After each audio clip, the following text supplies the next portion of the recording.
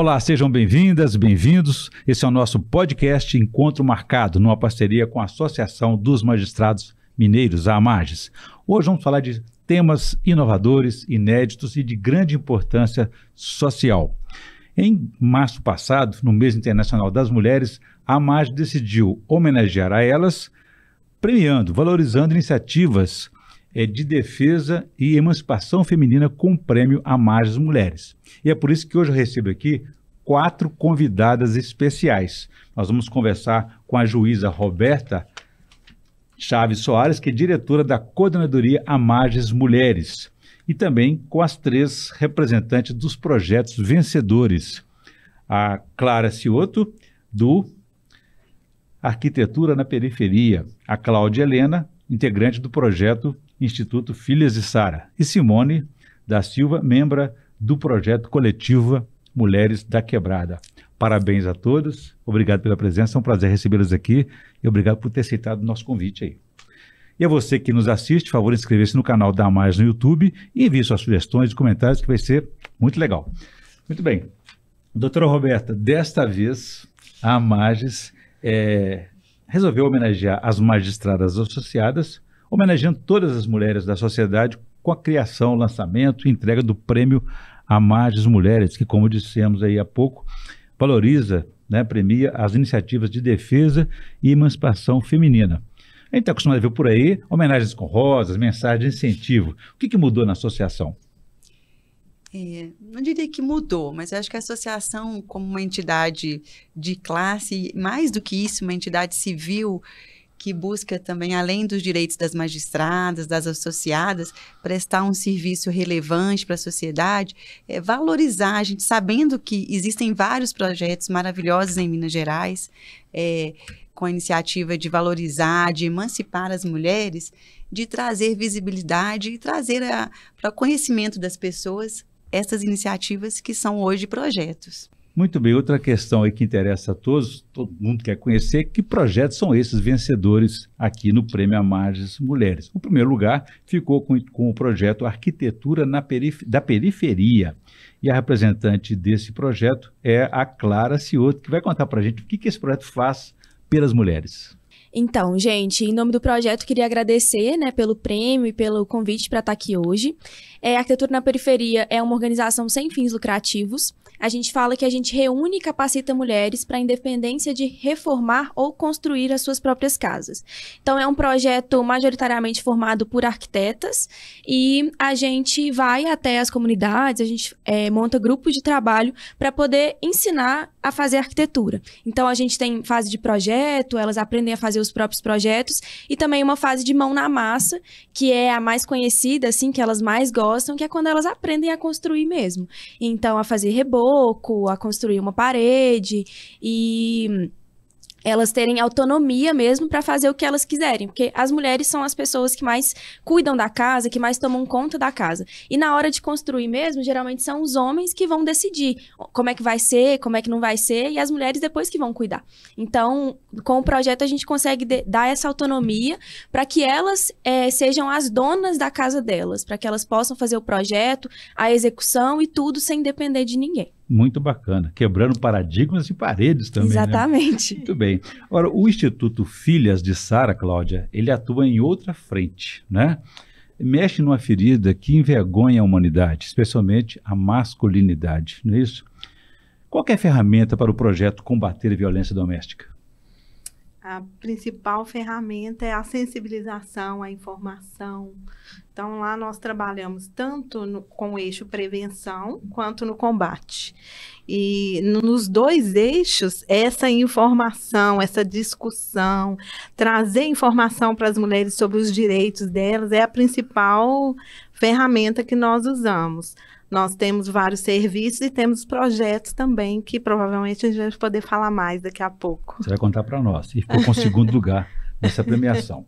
O coletivo, Mulheres da Quebrada, ficou com o 3º lugar, Simone. Tem como lema ser mulher, ser território próprio. Qual que é o foco e ferramentas de atuação? Então, quero também agradecer, pelo prêmio. E é muito importante a gente saber que outros lugares, instituições principalmente, nos enxergam, né? Enxergam o aglomerado da Serra. Então, eu quero começar trazendo o território que a gente nasceu e viveu. Nós somos mulheres nascidas e criadas no aglomerado da Serra, vizinho da Amages. Somos vizinhos aqui. E é um território muito grande. E a Coletiva Mulheres da Quebrada nasceu por um incômodo, né, que a gente sentia, porque a gente cresceu vivendo violências, a gente cresceu vivendo faltas de direitos, a gente foi construindo um ciclo de violência e de falta de direito que a gente achava que era comum, né? Até que a gente gosta muito de brincar, até que a arte chegou na nossa vida, nós que somos as fundadoras, que é a Sheilinha, a Sandra e a Simone, somos 3 S's, né? 3 mulheres do aglomerado da Serra, e a gente começou a se incomodar com isso, né? E, além desse incômodo, foram vindo, assim, várias histórias de mulheres que estavam passando por muitas situações complicadas, né, dentro do aglomerado, e a gente falou, tá, a gente vai ficar de braços cruzados até quando, né? E como artistas que somos, a gente pensou na arte como uma forma de transformação dessas mulheres. E nosso projeto começou através de um projeto cultural em que a gente trouxe para essas mulheres, né, através da oficina de dança, oficinas de... a gente tinha lá também música, várias outras coisas que a gente fazia dentro das oficinas que a gente promovia com as mulheres.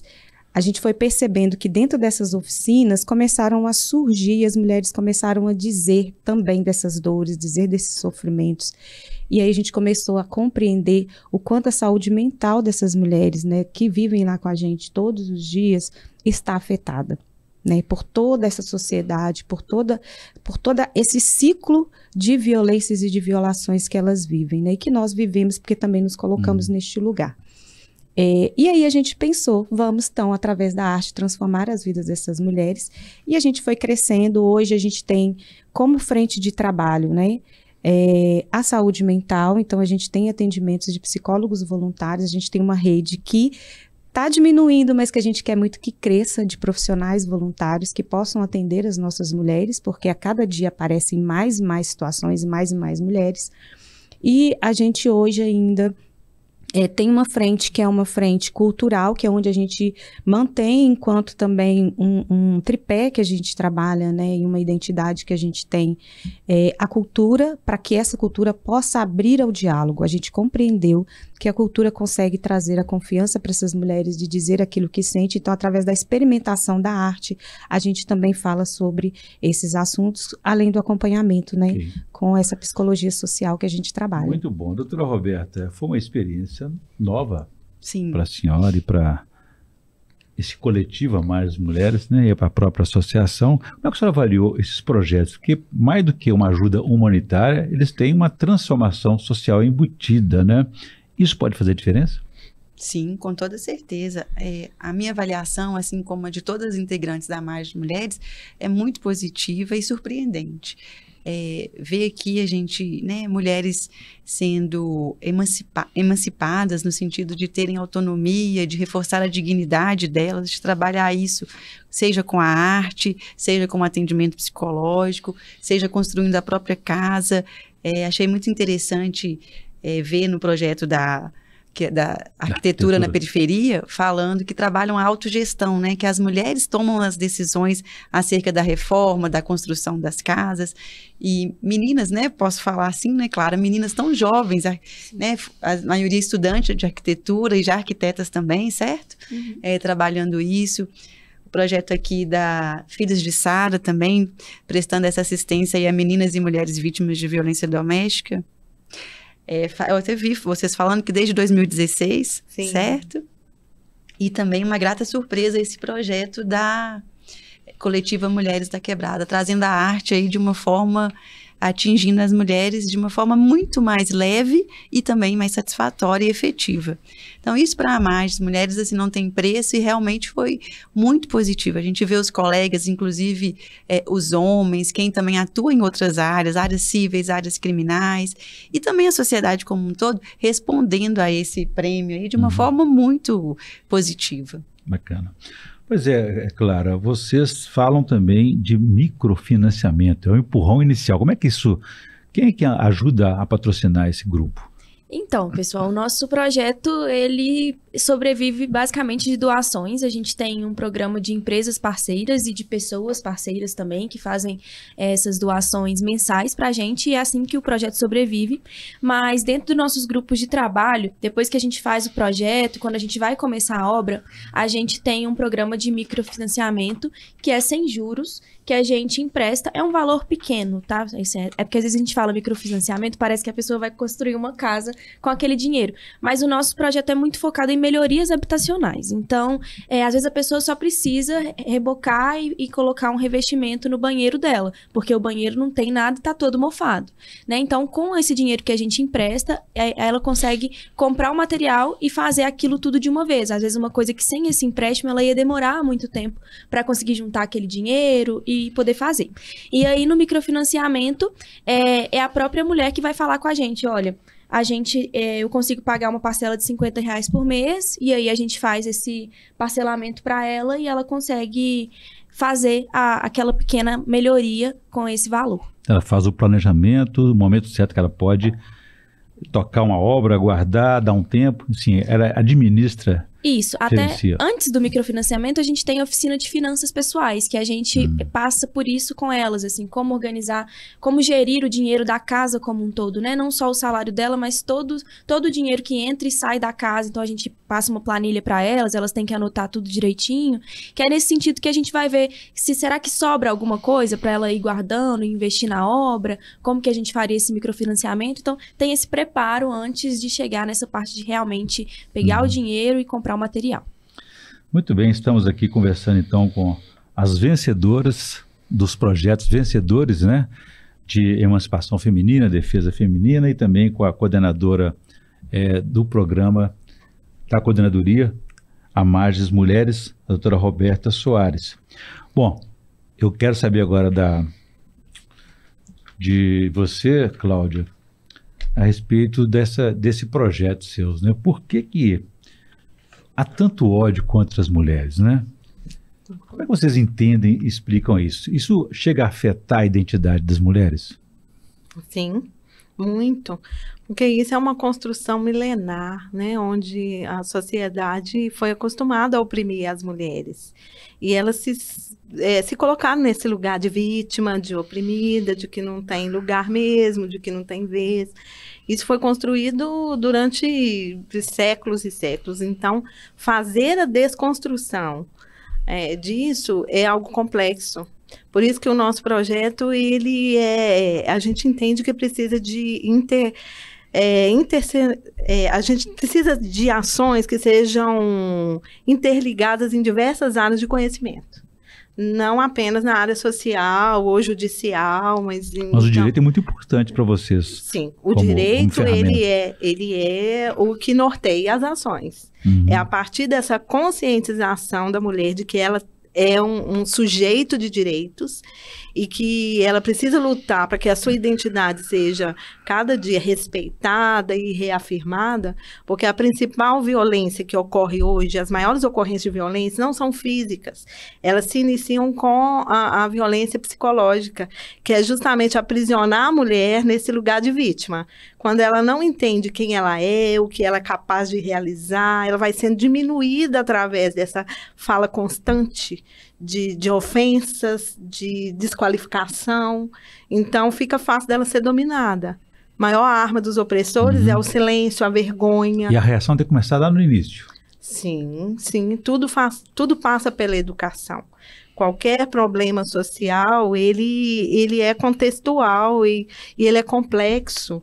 As causas da violência é plurifacetada, então não é uma única causa. Então, se o problema é complexo, as soluções também têm que ser pensadas de maneira intersetorial, né, interdisciplinar, com vários técnicos atuando. Ok. Simone, a base do projeto de vocês é a solidariedade. Como é que as mulheres da Quebrada recebem essa proposta? A adesão é boa? E quais são as práticas preferidas delas? Então, eu quero começar por uma frase que a gente diz muito lá na coletiva. Nós não precisamos ser amigas, mas nós precisamos ser parceiras. Então, a gente começa com uma ação interna. Hoje, a Coletiva Mulheres da Quebrada tem 257 mulheres do aglomerado da Serra que estão diretamente junto com a gente. E a gente realiza parcerias internas com essas mulheres, né? Então, nós mulheres nos encontramos enquanto mulheres que somos parceiras uma das outras e procuramos a cada dia reforçar isso.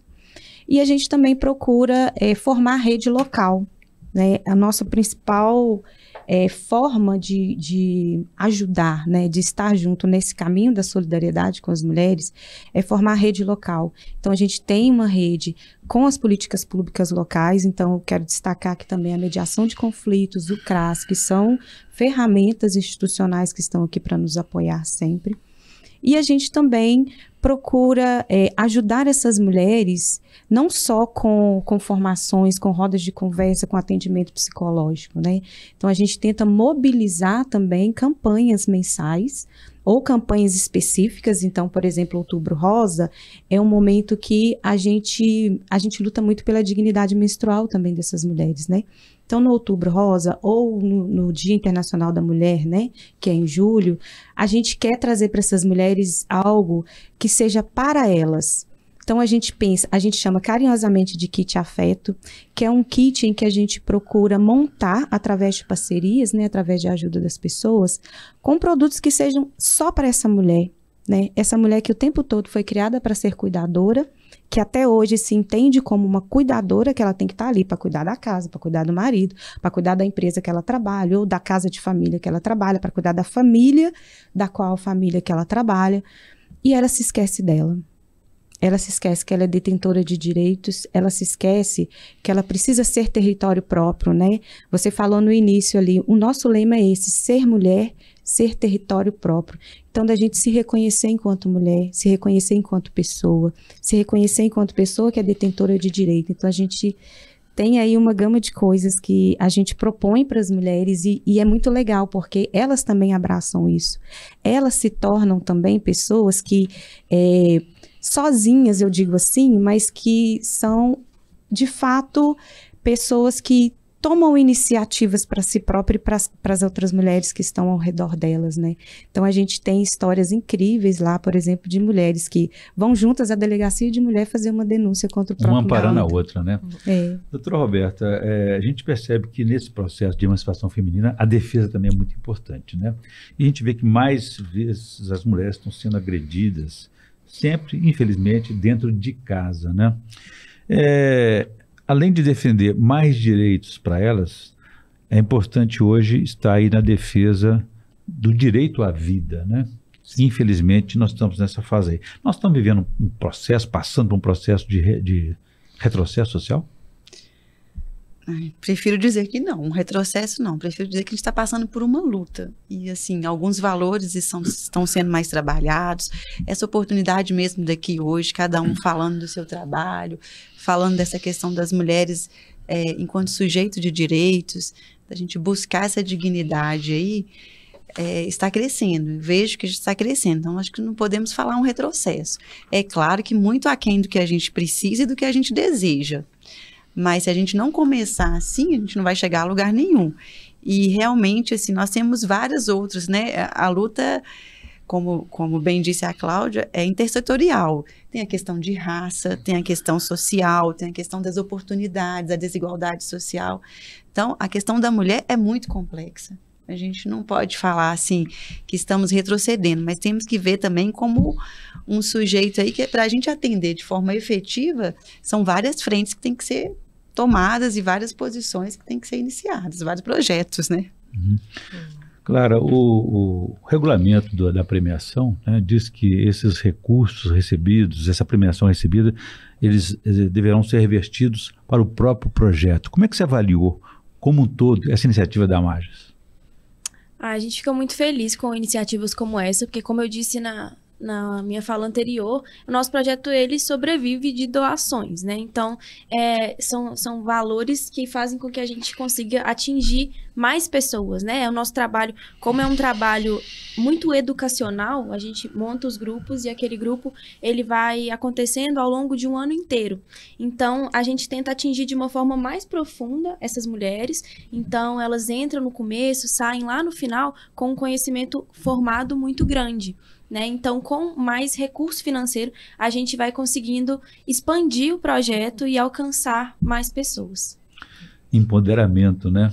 Exatamente. Cláudia, como é que essas iniciativas, no caso, Filhas de Sara, né? Como é que se nasceu essa iniciativa?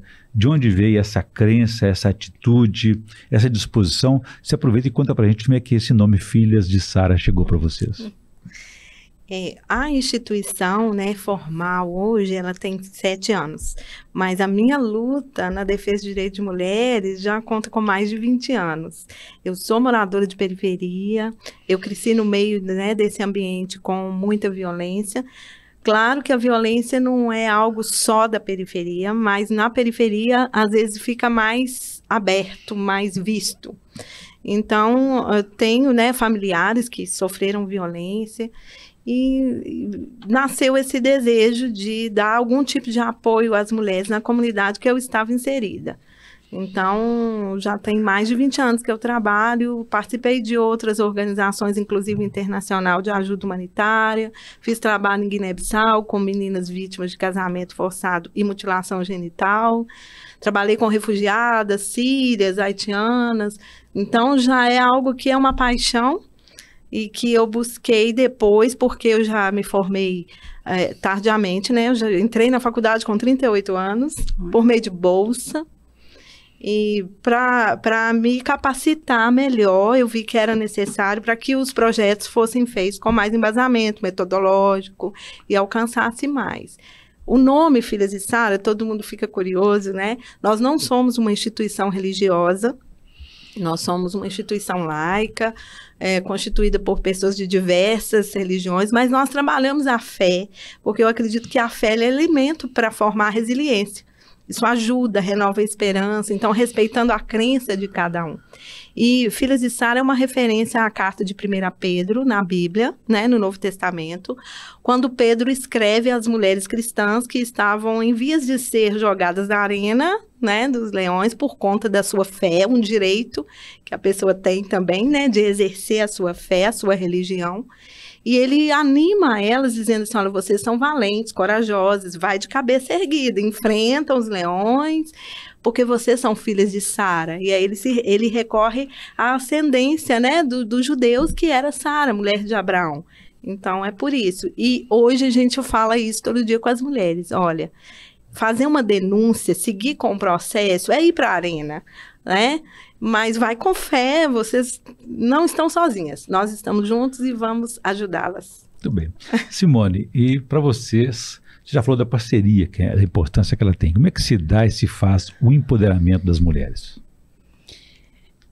Principalmente através do reconhecimento de si mesma, né? Então, a gente tem na coletiva 2 ferramentas que a gente gosta de dizer que são ferramentas, que é o afeto e o cuidado. Então, a gente começa por aí, né? A gente começa a pensar e começa a desenvolver nessas mulheres, e a gente vai igual aquela coisinha chata de ficar repetindo isso mesmo, né?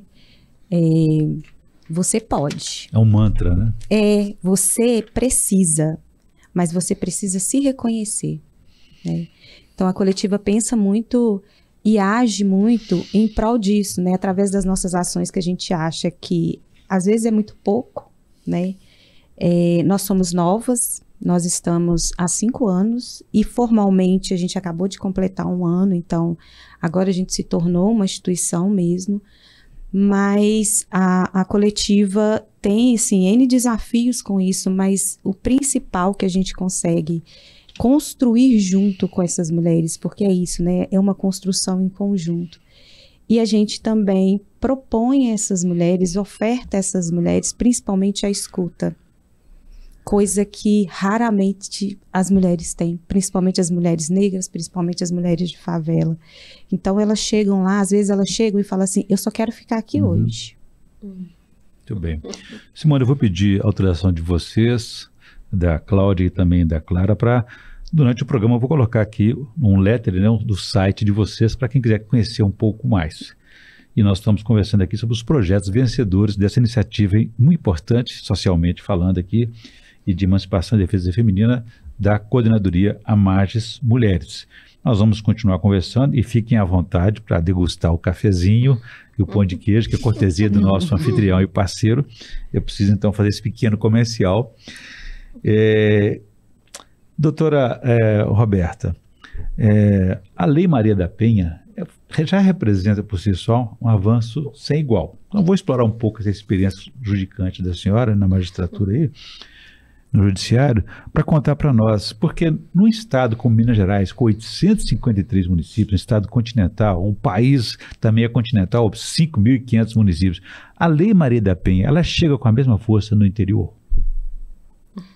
Difícil responder isso, né? Até porque a gente sabe que, uma vez eu ouvi dizer assim, de uma outra instituição, que na capital são feitas as vitrines, né? A gente, por exemplo, as delegacias das mulheres são mais bem equipadas, nós temos aqui em Belo Horizonte 4 juizados de violência doméstica e familiar contra a mulher, em contrapartida no interior são poucas as cidades que têm uma vara especializada, temos em Contagem, Juiz de Fora, Uberlândia e Uberaba, salvo engano, então são poucas as cidades ainda que temos uma vara especializada nos crimes, né, e processos referentes à violência contra a mulher. Então, realmente, diante do tamanho, né, da dimensão do Estado, assim também como do nosso país, o interior acaba sendo um pouco mais defasado, né, dessas instituições. As delegacias de mulheres existem em cidades que não têm uma delegacia especializada para a mulher, mas hoje já é lei que as pessoas que trabalham com isso, independente de ser uma vara de violência doméstica e familiar contra a mulher, de ser uma delegacia especializada no atendimento da mulher, que sejam capacitadas. Mas isso até é recente, né? Agora, recentemente. Então, é tudo uma construção. De fato, o interior tem se mostrado mais vulnerável. Só que a gente tem que trabalhar aí para poder potencializar e capacitar essas pessoas. Agora, a lei, onde quer que ela seja aplicada, ela tem a mesma força, a mesma eficácia. A Lei Maria da Penha, né, 11.340, é uma das terceiras melhores leis do país, quem dirá do mundo. Então, eu acho que a gente precisa ter mecanismos para efetivar, seja no interior, seja na capital. E o interior, ele precisa ter pessoas capacitadas, e acho que é isso que a gente está fazendo, esse trabalho de formiguinha mesmo, na Amages Mulheres, com esses projetos, com as entidades, dando visibilidade, conhecendo os projetos, fomentando aí a independência, a emancipação, para que, por exemplo, esse projeto, esse Prêmio Amages Mulheres, é muito importante a gente ressaltar, embora as três vencedoras, os 3 projetos sejam de Belo Horizonte, participaram instituições de toda Minas Gerais, então é do estado todo. Mas acredito que, assim, com esse trabalho a gente vai conseguir e as coisas vão melhorando, mas infelizmente é uma realidade. Muito bem. Clara, vocês foram premiados e com certeza esse reconhecimento, essa valorização vai trazer mais investimento, crescimento para esse projeto. Que aperfeiçoamento você acha importante acontecer? O que vocês aprenderam com essa experiência que precisam continuar crescendo, evoluindo? E atuam só na capital mineira ou buscam também em outras regiões? Então, a Arquitetura na Periferia está completando 10 anos esse ano, então já são 10 anos aprimorando o nosso trabalho e preparando melhor a nossa equipe. Esse ano, por exemplo, a gente está com 4 grupos de trabalho, são 2 no Barreiro e 2 na Pampulha, em ocupações diferentes, né, em territórios diferentes, mas cada grupo é composto por uma arquiteta coordenadora, uma estagiária, uma psicóloga e uma agente local. Então, são grupos bem completos, assim, para poder atender essas mulheres, né, nessas localidades, e aí a gente ainda tem a coordenação, tem a equipe de marketing que faz com que a gente consiga alcançar mais pessoas e divulgar o nosso trabalho. Então, assim, a cada ano que passa, a gente vai tentando deixar o Instituto mais bem formado, mais bem equipado, para poder atender as pessoas. E o nosso intuito é sempre tentar expandir a nossa atuação para que mais pessoas possam ter acesso mesmo ao nosso trabalho. Cláudia, vocês também atuam fora desse ambiente de violência, né? Que outras práticas vocês desenvolvem para cuidar ou ajudar as demandas que as mulheres apresentam, na questão do conflitos no casamento, divórcio, guarda de filhos, como é que vocês atuam nesse sentido?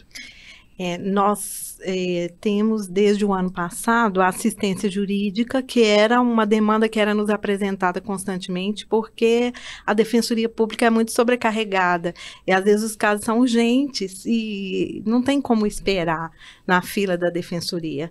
Então, nós começamos com esse projeto, que é um projeto, eu acredito que é um projeto inovador, porque ele atende tanto às novas advogadas que acabaram de se formar e que precisam ser inseridas no mercado de trabalho, quanto atende a demanda dessas mulheres que não têm assistência jurídica. Então, nessa questão do direito que a gente atua, eu acho que foi um avanço muito grande. E a gente tem tentado fazer parcerias com a Defensoria, com o Judiciário, para nos capacitar e atender melhor. Então, essa oportunidade de estar aqui hoje, de falar disso e de participar desse prêmio, eu acho que vai nos ajudar muito, principalmente na capacitação que a Magis pode nos oferecer, para que a gente ofereça realmente uma defesa eficiente na vida dessas mulheres. Simone, a sua visão sobre isso? Você acha que as medidas protetivas da Lei Maria da Penha ajudam, né? E também essa atitude, esse projeto de vocês podem colaborar para que esse ciclo de violência seja interrompido em alguma fase? E qual fase seria essa? Então, a coletiva inclusive faz, né, palestras e oficinas também correlacionadas à violência doméstica, né, dentro do aglomerado inclusive. A gente entende que é uma ferramenta que precisa ainda muito ser trabalhada e principalmente ser também adequada para as vilas e favelas, né? Hoje a gente sabe, ano passado saiu um mapa, né, os aglomerados e vilas não têm registro. Não existe um registro de mulheres que estão indo fazer denúncia, que estão sendo acompanhadas, mas a gente sabe que dentro do aglomerado tem muitas mulheres que vão, né, porque chegam esses casos para a gente, ou que a gente encaminha, e que recebem essa medida protetiva. Mas a gente tem N casos também que ela vai, recebe a medida protetiva e ela chega em casa junto com o agressor, né? Ele mesmo acionado ou não, né, já aconteceram várias situações do agressor ser acionado. Quando ela consegue chegar em casa, ela consegue chegar junto com ele e esse ciclo aumenta, né? Então a gente percebe que a patrulha, por exemplo, né, da polícia, que é direcionada para esses casos, ela não chega lá quando essa mulher precisa. Então o acesso às mulheres do aglomerado e das vilas e favelas, ele é essencial. Então, falta com que a Lei Maria da Penha possa também compreender esse lugar de vilas e favelas, de mulheres em vulnerabilidade social e, de fato, chegar, né? De fato, chegar lá. Hoje, através da coletiva Mulheres da Quebrada, felizmente, a gente consegue encaminhar. Felizmente, a gente consegue seguir com alguns casos, a gente consegue, por exemplo, a mulher precisa sair da casa, porque é isso também, né? A violência ocorre, o homem continua dentro da casa. E quem sai é a mulher com os filhos, né? Então, a gente consegue ajudar essa mulher a se recolocar num lugar e numa casa. E uma das nossas maiores ferramentas de trabalho, eu falo muito de ferramenta de trabalho, né? Mas uma das nossas ações que a gente faz lá nessas mulheres é a sensibilização, né? É dizer a elas, é trazer a elas constantemente. Então a gente tem ciclos, né, de formações. Dentro desses ciclos de formações a gente sempre pontua, né, a violência doméstica, além dos outros temas que a gente trabalha com essas mulheres, de reforçar a elas, de dizer, de trazer para elas o que é violência, né? Porque ainda hoje a falta de informação desses conceitos, né, ou de que de fato é isso, o que é que eu estou vivendo dentro da minha casa, e muito a partir da história que ela traz, né, porque a gente vem muito com metodologia, vem muito com informações que são oficiais, né, que vem aí da justiça, ou que vem aí das ações efetivas, mas elas nos trazem situações, e aí a gente diz, olha, você sabia que isso que você está vivendo não é normal? Que você não precisa viver isso? Então a gente vai com muito afeto, com muito cuidado, pela escuta, né? E a cada mulher a gente consegue chegar a cada mulher, porque cada situação é diferente, apesar de ser algo globalizado, né? Então, cada mulher vive de situação diferente. Então, a gente traz esse individual para que a gente consiga alcançar esse coletivo nas mulheres, nessa sensibilização.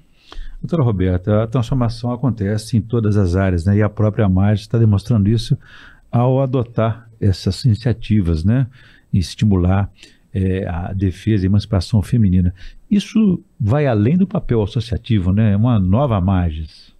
Sim, e a gente tem que pensar, assim, seria muito egoísta da nossa parte em pensar em trabalhar a AMAGES Mulheres enquanto instituição, somente para as associadas e para as juízas. Porque principalmente o papel do juiz é um papel social, um papel transformador.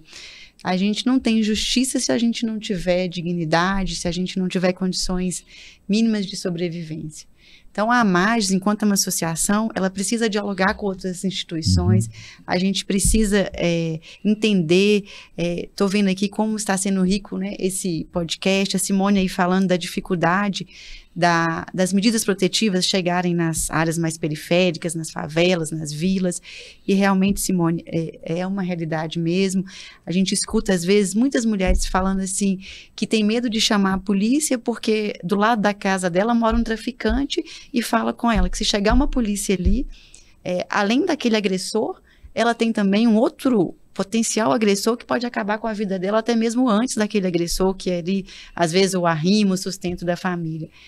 Então, a AMAGES tem que estar atenta a essas questões da sociedade, a gente tem que estar dialogando, a gente tem que abrir os nossos horizontes para tratar, é claro, das questões das juízas, das associadas, mas também da sociedade, porque a AMAGES, ela tem um relevante papel aí social, e o nosso presidente, né, o Luiz Carlos, ele tem demonstrado isso, tem dado essa abertura para mais mulheres trabalhar nessa frente aí, mostrar também que as violências que as mulheres sofrem não é só essa violência doméstica, essa violência por falta de moradia, essa violência por não ter acesso a uma arte, a um teatro, a uma cultura, não ter acesso a um advogado para entrar com um pedido de pensão alimentícia. Então, é uma dignidade, é o mínimo que a gente precisa fazer pela nossa sociedade enquanto juiz, enquanto magistrada. Bacana registrar esse novo papel social do juiz e da juíza, como a senhora tão bem colocou aqui. Clara, nós estamos na reta final do nosso programa, infelizmente, mas eu gostaria de te ouvir também a respeito disso. O que a gente ouviu aqui, a gente falou moradia, cultura, enfim, cultura, diversão, enfim, as mulheres não querem lutar apenas contra a violência, né? Elas querem ter direitos maiores também, né? Como todos têm. Sim, as mulheres querem ter os direitos que são delas mesmo, né? Acessar esses direitos. E lá no projeto, a gente começa pela questão do morar, mas isso vai permeando todas as áreas da vida dessas mulheres. Então, a arquitetura, a gente vê que é um fazer muito elitizado. E quando a gente chega nas comunidades, principalmente quando é um território novo, que as pessoas ainda não conhecem a gente faz um trabalho muito de ganhar a confiança delas, de aos poucos conversando, porque vira um ambiente seguro para que elas possam conversar e trocar experiências, e o território é muito importante para a gente nesse sentido. Então, ali dentro daquela comunidade, às vezes são mulheres que nem se conheciam, e elas se tornam amigas mesmo, se tornam pessoas que uma pode contar com a outra. E aí elas vão contar uma com a outra para cuidar de um filho, para fazer uma reforma na casa com o que elas aprenderam no projeto, elas vão se unir para fazer isso. Às vezes aconselhar uma a outra em uma situação que está vivendo com o marido. A gente tem muitos relatos de situações de violência também. O machismo também é uma coisa que a gente enfrenta bastante, porque às vezes o marido não quer que a mulher aprenda a fazer nada de construção, porque é uma emancipação que para eles não é interessante, porque é um lugar que era deles, até a gente chegar lá e falar que não, esse lugar também é nosso. E às vezes a gente tá lá no mutirão mão na massa e passa uma pessoa e fala, essa parede vai cair, só a mulher fazendo, mas aí no final eles passam lá e tá lá a parede linda, até bem mais bem feita do que ele faria, né? Porque a gente brinca muito, porque acaba que os homens acham que eles sabem fazer tudo só por serem homens. Eles nem têm o conhecimento de fazer aquela coisa ali, mas porque eles são homens, eles acham que eles vão fazer muito melhor que a gente. E não é verdade. Zé Cláudio, parece que antes do ódio, da violência, tem um medo aí, né? Aquele leão parece que não é um tigre de papel. Suas considerações finais, por favor. Se você me permitir, eu gostaria de comentar só acerca da medida protetiva. A medida protetiva, ela é eficiente, sim, mas ela necessita de outras ferramentas que é disposta na Lei Maria da Penha, que é, por exemplo, a construção de políticas sociais que atendam essa mulher. Então, eu sou uma defensora, sim, de que a medida protetiva, ela é eficaz, desde que haja esse amparo à mulher e que ela construa junto com uma instituição, por exemplo, né, as nossas instituições aqui representadas, um caminho para fora da violência, para que ela acredite, porque, infelizmente, a nossa mídia, às vezes, mostra o que deu errado, e aí muitas mulheres têm medo. Então, um dos leões para nós hoje é essa mídia sensacionalista que diz assim, olha, recebeu medida protetiva e morreu. Mas não é tão simples assim. A gente precisa analisar por que essa medida protetiva não funcionou. Nos casos que eu atendo, por exemplo, às vezes a própria mulher quebra a medida protetiva, porque ela ainda não desconstruiu na mente dela que ela pode lutar por essa medida, pela execução dessa medida, que ela seja implementada de maneira correta. Ela pode acessar novamente os canais de denúncia, ela pode procurar uma instituição que a apoie. Então, eu concordo com a colega, o que ela disse, plenamente. Mas eu gostaria de deixar reforçado que é importante que haja denúncia e que se acredite que a medida protetiva ela é eficaz, junto com outras medidas. Pois é, Simone, o compromisso tem que ser permanente, constante, não pode ser interrompido. Suas considerações finais, por favor.